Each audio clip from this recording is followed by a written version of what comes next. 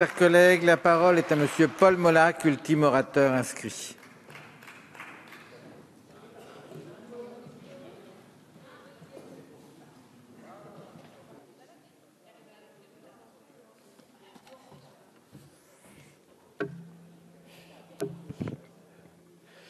Merci Monsieur le Président, Madame la Ministre, mes chers collègues.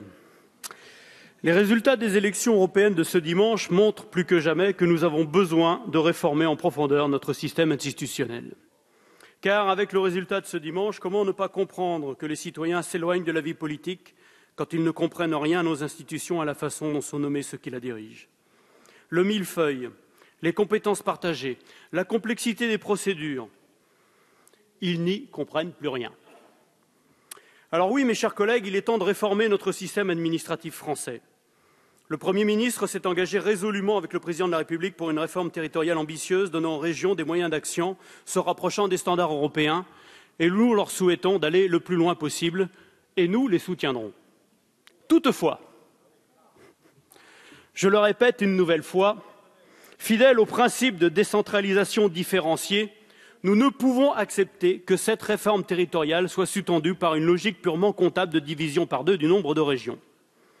Les périmètres des régions ne sauraient être définis dans un bureau parisien par des géomètres technocrates sur des critères INSEE. Je me suis prêté au jeu des découpages sur le site internet du Monde pour essayer d'arriver à 12 régions. J'ai eu beau essayer toutes les combinaisons possibles, je n'ai pas réussi à trouver de solution qui puisse être satisfaisante pour la cohésion de nos territoires. Une France, non, sûrement pas. Une France à 15 ou 16 régions est beaucoup plus facile à mettre en œuvre et témoignerait surtout tout autant du réformisme du gouvernement. Je voudrais dire à vous, Madame la Ministre, que la réussite de votre réforme ne se mesurera pas au nombre de régions qui aura été supprimées, mais au souffle nouveau qu'il souhaite de leur donner en cohérence avec le découpage des territoires vécus. Car ce que je ne comprends absolument pas, c'est que l'on n'envisagerait plus de redécouper les régions, mais de simples fusions. Pourtant, Madame la Ministre, vous avez exprimé à plusieurs reprises qu'il faudrait redécouper certaines régions. Si on ne faisait que des fusions, la Bretagne resterait amputée de son 5e département, la Loire-Atlantique. Comment expliquer cela aux Bretons, eux qui n'ont jamais autant voté pour des listes régionalistes? Comment expliquer cela aux 548 communes sur les 14 000 que compte la Bretagne à 5 départements qui ont voté des vœux pour la réunification de la Bretagne?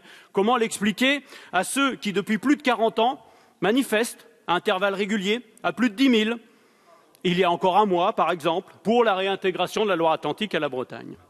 Dois-je rappeler que dans toute la France, ce sont les seuls à s'être mobilisés avec leur région sur les questions institutionnelles? Alors que le Président de la République et le Premier ministre appellent les Français à se saisir de cette réforme, on claquerait ainsi la porte au nez aux seuls citoyens qui se sont exprimés avec enthousiasme sur la question. On ne leur offrirait même pas la possibilité de les consulter, comme je le propose dans une proposition de loi qui vise à faciliter la tenue des référendums en cas de découpage des régions. Ce qui se passerait en termes de démocratie ne serait pas anodin. Prenons le temps de réfléchir. En termes d'aménagement du territoire, le découpage des Pays de Loire, je le dis, s'impose. C'est quelque chose que je connais bien. Dans tous les cas de figure, les Pays de Loire ne peuvent s'intégrer aux régions voisines sans créer un monstre technocratique sans fondement avec l'avis des citoyens. La fusion de la Bretagne avec les Pays de Loire, c'est mettre Brest et Le Mans dans la même région. J'ai connu un grand-maire d'une ville qui disait que si on faisait la réunification de la Bretagne, c'était déjà trop et que la Basse-Bretagne serait marginalisée. Alors, si on va jusqu'au Mans, je ne sais pas ce que sera la Basse-Bretagne, mais la marginalisation, ça me paraît évident. Si on met, par exemple, les Pays de Loire avec le centre, on met Saint-Nazaire et Nantes avec Chartres et Montargis. Oui, je ne dis pas le contraire, mais il n'y a là aucune cohérence en termes d'aménagement du territoire. Et si on met enfin les Pays de Loire avec la région Poitou-Charentes, on se retrouve avec Laval aux portes de Bordeaux. Il n'y a là non plus aucune cohérence territoriale. Donc, c'est clair, une solution s'impose, elle saute aux yeux, n'en déplaise à certains, c'est le redécoupage. Je rappelle que selon un sondage récent, 90% des Bretons refusent de voir la Bretagne privée de son existence propre. En quoi cela est-il synonyme de réflexe identitaire, puisqu'on peut être tout à fait breton et français, et je pense que j'en suis un bon exemple tout de même. Car, mes chers collègues, ce qui fait sens, ce n'est pas tant le poids démographique et la taille géographique d'un territoire, mais le sentiment d'appartenance et la volonté d'avoir un destin commun des populations qui y vivent. En témoignent les États ou régions autonomes de l'Union européenne, dont la superficie ou le nombre d'habitants sont par exemple plus faibles que ceux de la Bretagne à 5 départements. Pour continuer avec les comparaisons européennes, un constat s'impose. Tous les États de l'ouest de l'Europe, à taille comparable à la France, ont adopté un système fédéral où toutes les régions participent au processus normatif dans son entièreté. En Allemagne, soit un système différencié d'autonomie régionale qui peut s'appliquer sur l'ensemble du territoire, en Espagne, en Italie, ou à certaines de ses composantes, par exemple au Royaume-Uni avec le Pays de Galles et l'Écosse.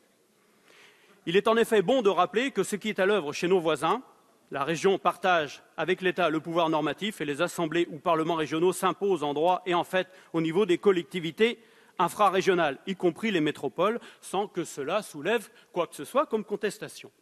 Munich, par exemple, capitale de la Bavière, ne conteste aucunement la prééminence du Land de Bavière. Il en est de même entre Barcelone et la Generalitat de Catalogne. Ces comparaisons permettent de mesurer à quel point l'épouvantail du régionalisme ne peut effrayer que ceux qui ont intérêt, souvent au nom de la défense des précarés ou d'ambitions métropolitaines.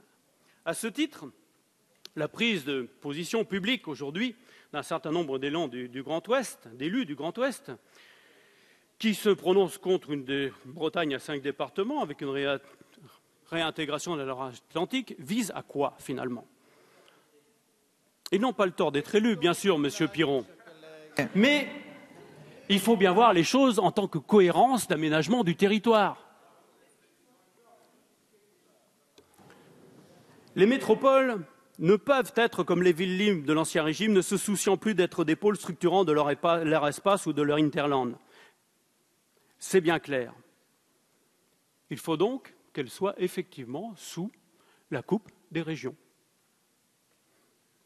Ce n'est pas faute de l'avoir dénoncé avec vigueur lors de l'examen sur le projet des lois de métropole. J'avais d'ailleurs comparé, j'avais dit si les métropoles sont des motrices qui traînent tous les wagons, à ce moment-là, les métropoles seront utiles à nos territoires. Si ce sont des automoteurs qui marchent entre elles sans se soucier du territoire rural, alors ce sera la fin des territoires ruraux et la fin d'un certain nombre de territoires comme le nôtre, où on a un certain nombre de villes polycentriques et qui réussissent à irriguer tout le territoire.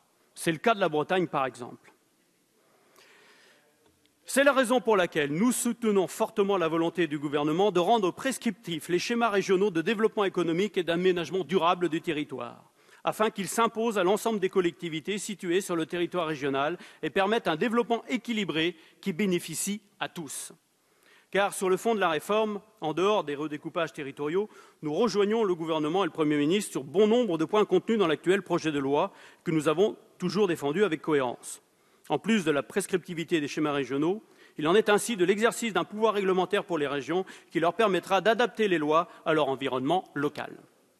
Nous soutenons également le renforcement des intercommunalités, qui doivent davantage correspondre aux bassins de vie et d'emploi. Je prends encore un exemple breton. La communauté de communes de Redon, elle est tout simplement divisée en 3 départements et sur 2 régions programmes. Comment voulez-vous qu'elle puisse faire un certain nombre de développements? Ou alors en ayant 7 ou 8 fonctionnaires qui sont là, qui font la même chose, 3 pour le département, 2 pour la région, et finalement, ce n'est pas de la simplification administrative. Concernant la cause de compétence générale, en tant que fédéralistes, nous sommes pour son maintien pour la région. Car s'il y a un niveau décisionnel qui doit l'avoir, c'est bien celui-là. Mais cette demande ne se comprend qu'avec des moyens, lesquels font défaut, et le feront de plus en plus si le gouvernement, dans le cadre du volet de régionalisation, ne dote pas les régions de l'autonomie financière et fiscale nécessaire. Nous attendons une réelle réforme sur la fiscalité des collectivités locales qui pourrait idéalement se retrouver dans le projet de loi de finances pour 2015. Enfin, nous nous réjouissons qu'une réflexion poussée soit désormais enclenchée sur le rôle des conseils départementaux. Alors qu'il y a 6 mois encore, j'étais bien seul dans cet hémicycle pour défendre leur suppression, les compétences du département pourraient être, comme l'a dit notre collègue Sauvadet, être avantageusement redistribuées pour une meilleure efficience de l'action publique entre d'un côté les EPCI basés sur les bassins de vie et la région. Le roi, pardon, excusez-moi. Alors, j'en appelle donc à nos collègues de l'opposition Vous écoutons, M. Molac. J'en appelle donc à mes collègues de l'opposition, disais-je, pour évidemment modifier la Constitution afin de permettre la disparition des conseils généraux. Messieurs Fillon et Juppé l'avaient proposé. Arrêtons-nous de nous accrocher à une structure administrative de la fin du XVIIIe siècle. Il y a bien longtemps que nous n'avons plus besoin d'une journée de cheval pour aller au chef-lieu de département.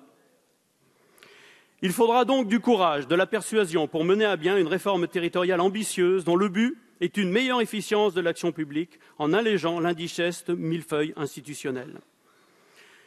Bien que ce soit une spécialité de l'Assemblée, il me semble qu'en matière administrative, on peut en faire l'économie. Je crois que la région Bretagne pourrait jouer un rôle pilote dans ce domaine, elle qui demande, avec notre collègue Jean-Jacques Urvoas, la création d'une assemblée unique de Bretagne par la fusion du conseil régional et des conseils départementaux. Attention toutefois à ne pas ressortir le feu conseiller territorial élu dans des circonscriptions au scrutin majoritaire sur des bases localistes. Si la métropole de Lyon a pu créer sa collectivité locale à statut particulier, la Bretagne, l'Alsace ou la Savoie doivent pouvoir faire de même.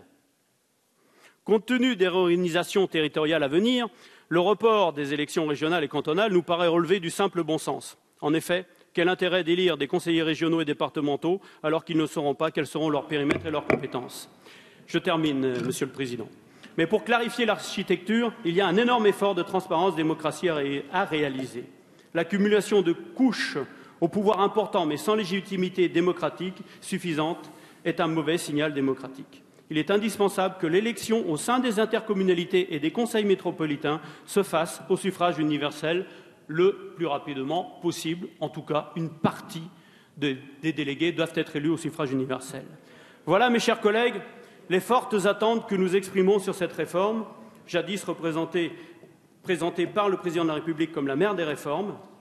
Il n'est désormais plus question de louper ce rendez-vous avec les Français, au risque d'un creusement entre la classe politique et les citoyens. Je vous remercie. Merci, mon cher collègue.